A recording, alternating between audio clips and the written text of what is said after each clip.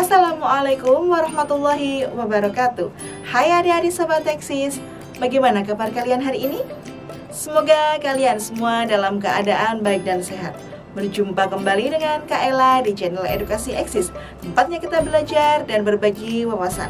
Pada video kali ini, Kak Ella akan mengajak kalian semua untuk belajar tentang seni musik dalam bab bermain alat musik dengan subbab materi ritme dalam musik. Adik-adik Sobat Eksis, siapa sih yang gak suka mendengarkan musik? Pasti banyak sekali orang yang suka mendengarkan musik, karena musik dapat meningkatkan suasana hati kita. Apalagi musik dapat menemani kita menjalani aktivitas seperti belajar atau bekerja. Nah, dalam musik terdapat banyak sekali komponen yang kita tidak sadar akan hal itu. Salah satu komponennya yaitu ritme atau yang bisa kita sebut irama. Padahal komponen-komponen tersebut dapat menjadikan musik menjadi indah dan bagus untuk didengar. Nah, bagaimana ya tentang ritme itu atau irama itu? Agar lebih jelas, yuk kita simak video ini sampai selesai.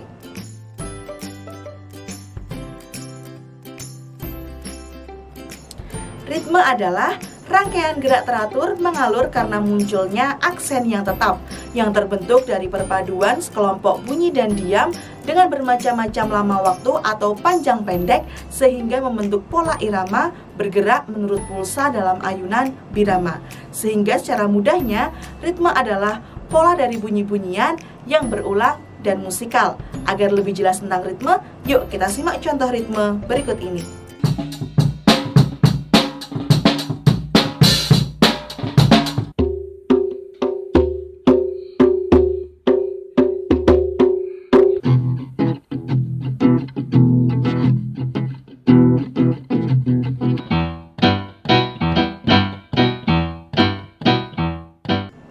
Ketepatan jarak yang teratur dalam ritme bisa disebut sebagai metre atau sukat atau ukuran ataupun birama.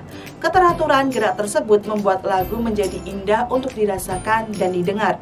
Ritme dalam lagu bisa sangat bervariasi tergantung dengan tanda sukat.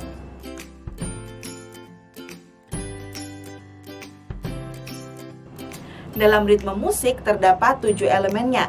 Nah, berikut ini adalah elemen dalam ritme musik. Yang pertama yaitu tempo.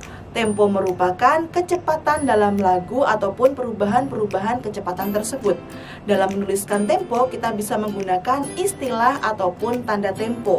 Tetapi yang harus kalian tahu bahwa istilah tempo itu menggunakan bahasa Itali. Tetapi istilah-istilah tersebut sudah dipakai secara umum dan menjadi bahasa resmi dalam musik. Nah, berikut ini adalah beberapa jenis tempo dan artinya. Jenis tempo beserta artinya. Yang pertama yaitu grave atau sangat lambat. Yang kedua yaitu largo atau lambat sekali. Adagio yang berarti lambat. Andante artinya secepat orang berjalan. Moderato artinya sedang. Allegretto artinya agak cepat. Allegro artinya cepat. Vivace artinya lebih cepat dari allegro. Presto artinya cepat sekali. Dan yang terakhir prestissimo artinya sangat cepat. Ukuran yang menentukan tempo adalah beat. Beat yaitu ketukan dasar yang menunjukkan banyaknya ketukan dalam 1 menit. Misalnya sebuah lagu memiliki beat mm70. Artinya dalam 1 menit terdapat 70 ketukan. mm adalah singkatan dari metronom mouse. Metronom adalah alat pengukur tempo. Dan kata mouse diambil dari nama pencipta alat ini. Yang kedua yaitu meter. Dalam musik, meter mengacu pada pola berulang dan aksen berulang seperti bar dan ketukan. Teori musik barat standar membagi meter ataupun tanda birama menjadi 3 jenis pengukur musik, yakni pengukur ganda di mana ketukan atau beat muncul dalam kelompok 2, pengukur 3 di mana ketukan muncul dalam kelompok 3, dan pengukur 4 kali lipat di mana ketukan muncul dalam kelompok 4. Yang ketiga yaitu ketukan kuat dan ketukan lemah yang bisa disebut sebagai dinamika. Elemen ketukan pada ritme atau irama bisa terbagi menjadi dua jenis, yakni ketukan kuat dan ketukan lemah. Ketukan kuat itu mencakup pada ketukan pertama pada setiap hitungan, sementara ketukan lemah itu menciptakan pola ritme atau irama yang lebih menimbulkan kesan. Yang keempat yaitu tanda birama. Tanda birama merupakan tanda yang menunjukkan jumlah ketukan perhitungan dalam sebuah karya musik. Tanda birama bisa dituliskan dengan ukuran seperti 2/4, 3/4, 4/4, 5/4, dan lain sebagainya. Yang kelima yaitu sinkopasi. Dalam irama dikenal istilah irama sinkron. Ritme atau irama sinkron adalah ritme yang tidak sejajar dengan ketukan atau beat lambat ukuran individu.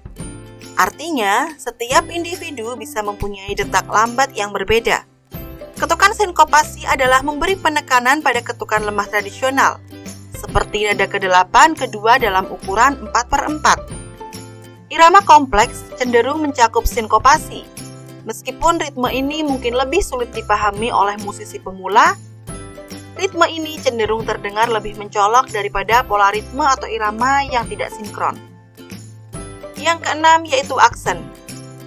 Elemen aksen dalam irama mengacu pada penekanan yang tercipta pada ketukan tertentu. Aksen dapat dirasakan layaknya puisi yang puitis. Sebuah meteran puitis seperti pentameter iambik dapat mendikte campuran tertentu dari suku kata tertekan dan suku kata tanpa tekanan. Aksen musik tidak berbeda. Ritme yang berbeda mungkin memiliki tanda birama dan tempo yang sama. Tetapi mereka menonjol satu sama lain dengan menonjolkan nada dan ketukan yang berbeda. Aksen juga dibagi dalam 3 jenis, yaitu aksen dinamik atau volume, aksen agogik atau perpanjangan durasi atau artikulasi keheningan diam, dan aksen pitch atau tambahan ornamen suara. Aksen dinamis adalah kuat dan lemahnya ketukan atau beat yang tidak selalu hadir di awal birama. Yang ketujuh yaitu polyrhythm. Polyrhythm adalah penggunaan simultan dari 2 atau lebih ritme atau irama yang saling bertentangan yang tidak mudah dirasakan sebagai berasal dari satu sama lain atau sebagai manifestasi sederhana dari meter yang sama.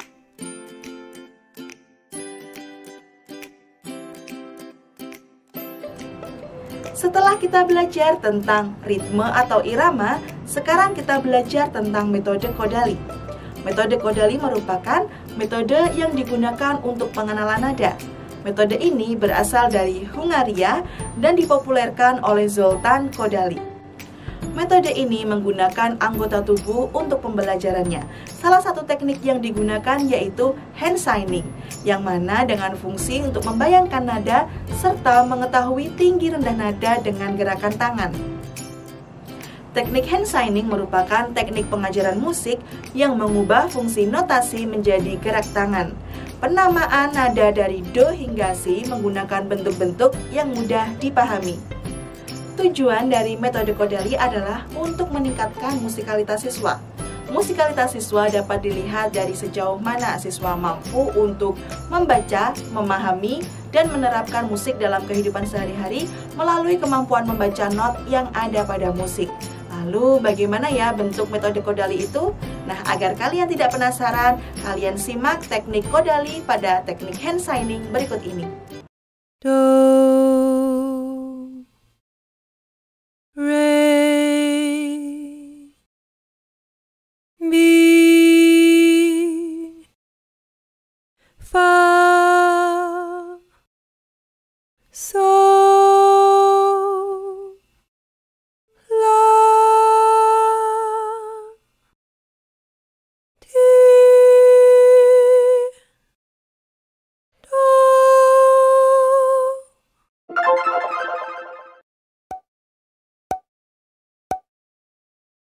Do, re, mi, fa, sol, la, ti, do. Tadi kita sudah belajar tentang ritme dan metode Kodali. Sekarang kita akan belajar tentang ritme atau irama dalam perkusi. Ada yang tahu nggak ya apa itu perkusi?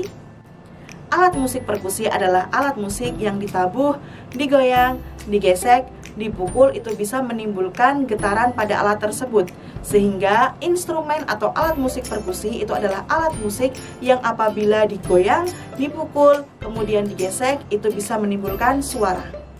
Antropolog dan sejarawan berpendapat bahwa instrumen musik perkusi merupakan alat bantu bermain musik pertama kali yang digunakan manusia.